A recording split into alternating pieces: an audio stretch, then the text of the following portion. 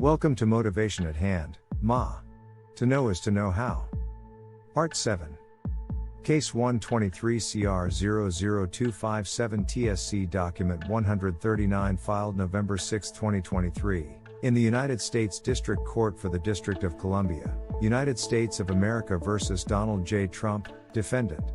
Government's omnibus opposition to defendant's motions to dismiss the indictment on statutory and constitutional grounds. 3. The indictment adequately alleges a violation of 18 U.S.C. Section 241. B. The defendant's constitutional challenges lack merit.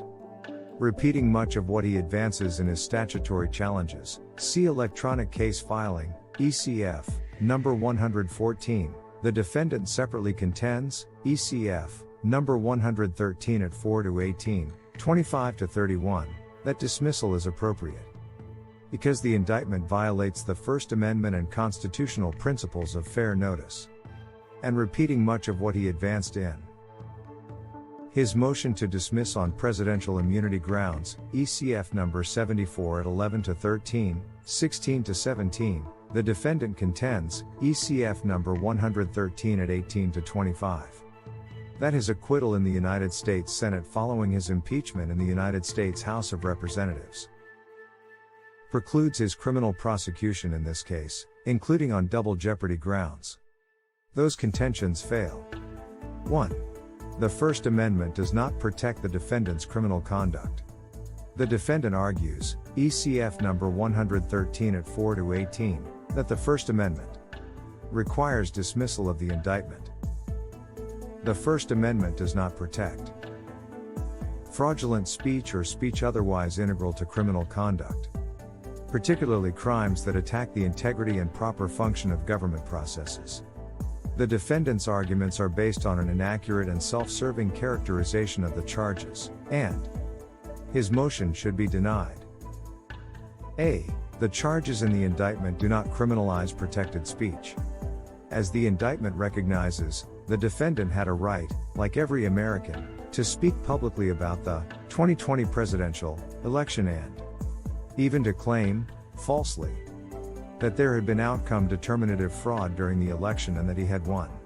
ECF number 1 at paragraph 3. Had the defendant done no more, his statements pertaining to political matters of public importance would have remained protected under the First Amendment, even if false. But the defendant did not stop there. He instead made dozens of specific claims that there had been substantial fraud in certain states, such as that large numbers of dead non-resident, non-citizen, or otherwise ineligible voters had cast ballots, or that voting machines had changed votes for the defendant to votes for Biden. ECF number 1 at paragraph 11. He falsely stated, for example, that more than 10,300 dead people had voted in Georgia. Same as 33. Those were factual claims that were verifiably false, and the defendant knew that they were false. Same as 2. The defendant then used those lies as the instruments of his 4 criminal offenses.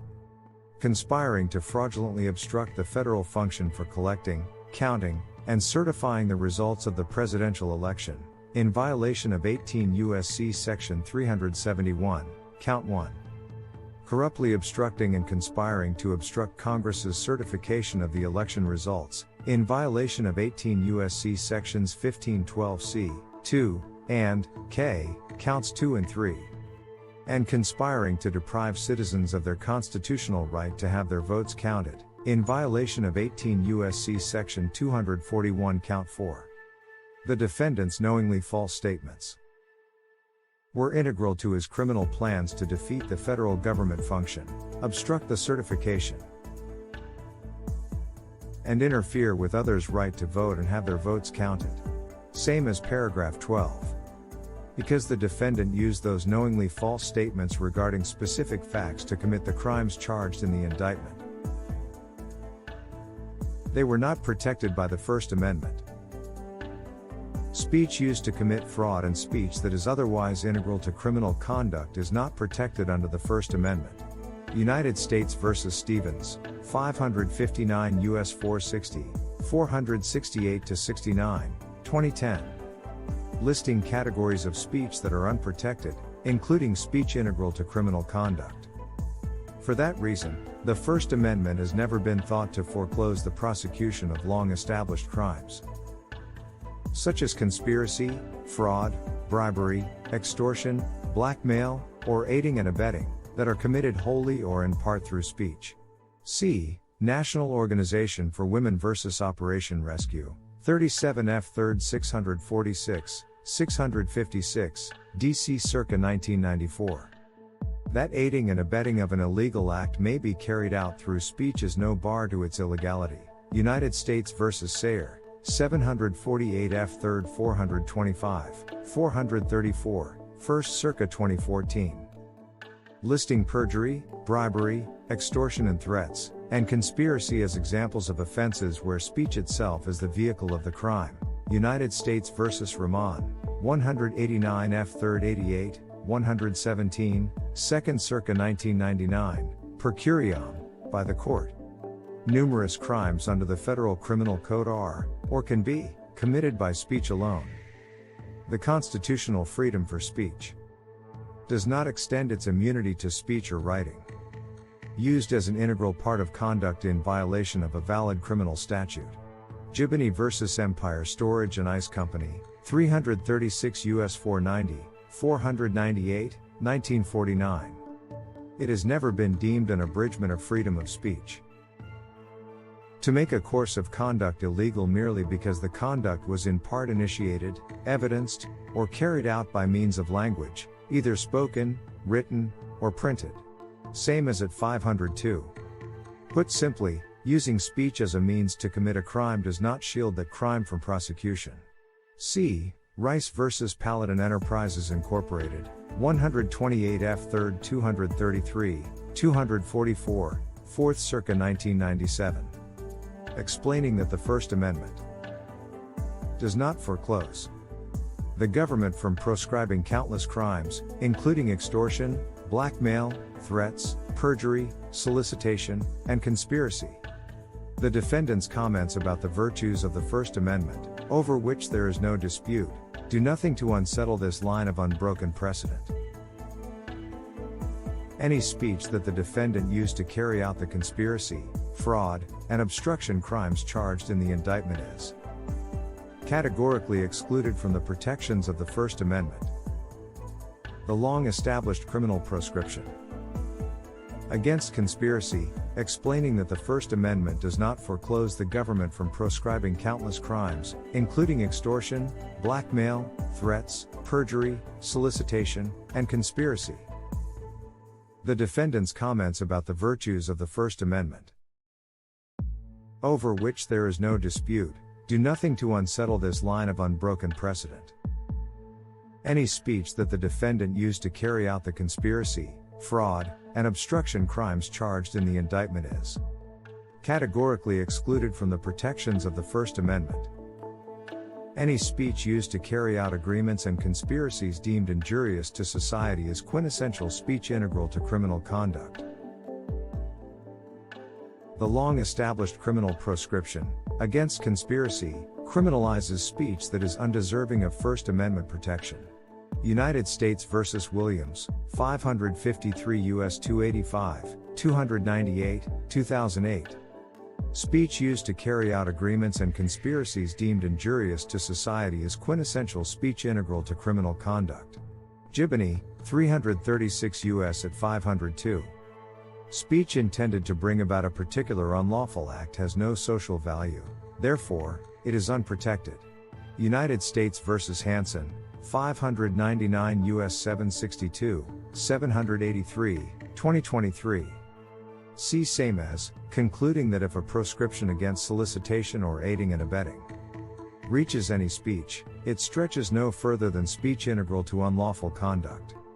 Accordingly, insofar as the defendant used speech to commit the charged conspiracies aimed at defrauding the United States, corruptly obstructing official proceedings, and unlawfully depriving citizens of their constitutional rights, that speech was unprotected under the First Amendment. A conspiracy is not protected by the First Amendment merely because In part, it may have involved the use of language.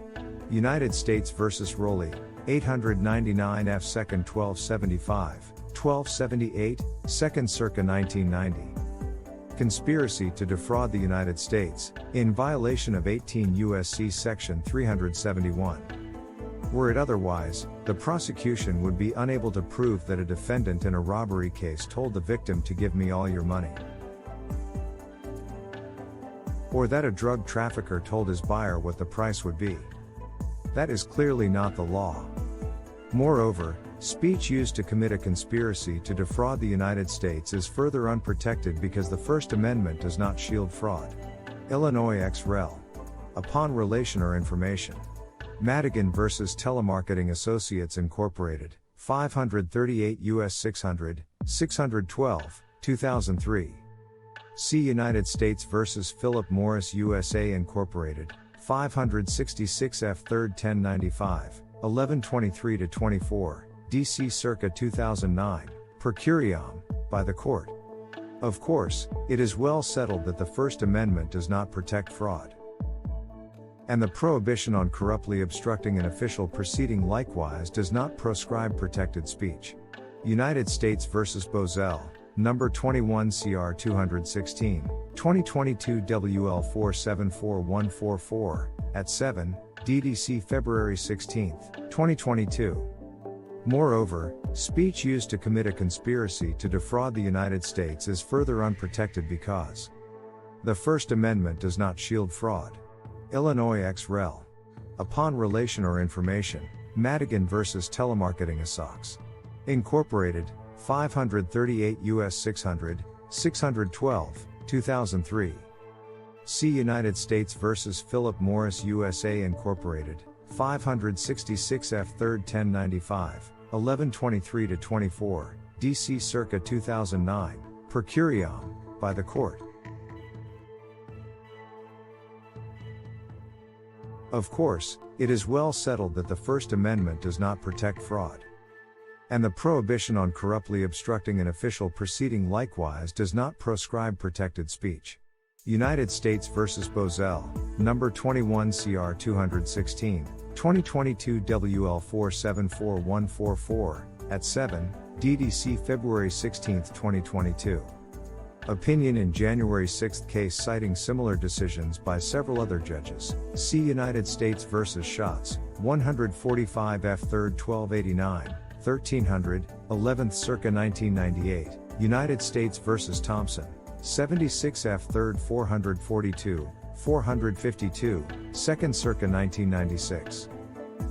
Finally, not only does the First Amendment not limit or foreclose the conspiracy, fraud, and obstruction charges in the indictment, it does not limit the evidence at trial.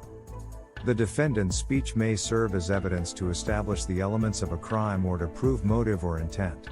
Wisconsin vs. Mitchell, 508 U.S. 476, 489, 1993. The First Amendment allows the use of speech to infer intent, which in turn renders an otherwise permissible act unlawful. Whitaker vs. Thompson, 353 F. 3rd 947, 953, D.C. circa 2004, see United States vs. Robertson, 588 F. Supplement 3rd 114, 124, DDC 2022, finding no First Amendment concerns in the government's use of the defendant's statements to show intent. Footnote 11. The defendant argues in passing, ECF number 113 at 11, that the statute is unconstitutionally overbroad and therefore facially invalid. Invalidation for overbreadth is strong medicine that is not to be casually employed, and to justify facial invalidation, a law's unconstitutional applications must be realistic, not fanciful. And their number must be substantially disproportionate to the statute's lawful sweep. Hansen, 599 U.S. at 770.